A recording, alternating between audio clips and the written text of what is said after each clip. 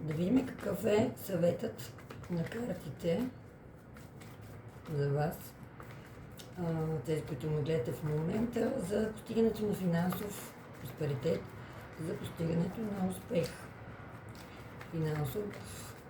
Да видим какъв е съветът на картите.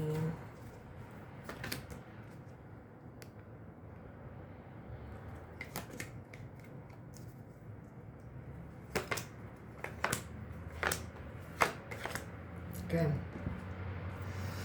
Добре, тук може би в момента може би сте в борба на отстояване на вашето място. Един вид, постоянно трябва да се доказвате. Чувствате, че постоянно трябва да се доказвате. Чувствате, че тук някак си, може би имате конкуренция, може би в отношение на нещо, което правите. Но тук картите казват така. Това да не ви спира в никакъв случай, това да не би да ви бъде някаква пречка да се откажете. В никакъв случай. Имате нещо може би имате някакви нереалистични очаквания тук. Може би, вижте тук какво се случва. Може би искате много бърз успех, се казва тук. Много бърз успех. Един вид потърсете нови възможности, се казва по тия карти. Потърсете нови възможности. Това че трябва да не сте сами. Вие всъщност тук трябва да позволите на някой да ви подаде ръка, да позволите да приемете помощ, така се казва, да избягвате емоционални такива решения, които са свързани с финанси, защото може да ги загубите. Да. Не под въздействие на емоциите, да не се движите под въздействие на емоциите. Така се казва.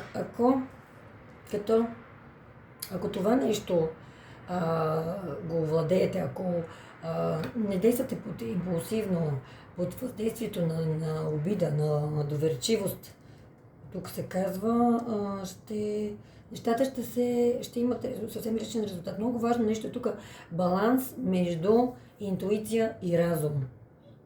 Да. Защото ако в противен случай, ето тук ми се дава съвсем близко бъдеще, съвсем дори в настоящето ми се дава, че ще имате такъв дисбаланс, който ще се усеща като някакси непредвиден разход, нещо ще ви липсва някакси. Това може да ви доведе до период, в който да се затворите, да се депресирате. Не трябва, не го правете. Не насилвайте и дори събитията.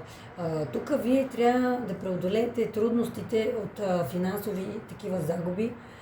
И за да имате финансов напредък, трябва да промените начина си на мислене. Така се казва. Гледайте в бъдещето. Гледайте напред в бъдещето. Ако днес направите крачка по крачка, финансовите успех, той не идва отведнъж, той идва крачка по крачка. Всеки ден, когато взимате правилните решения и трябва да имате малко воля.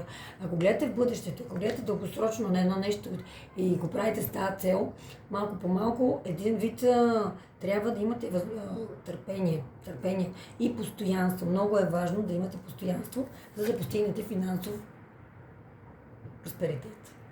Това е по тези карти. Надявам се посланието да бъде правилно разбрано и се надявам много да сте добре финансово, да нямате нужда от тези съвети. Скоро до нови срещи!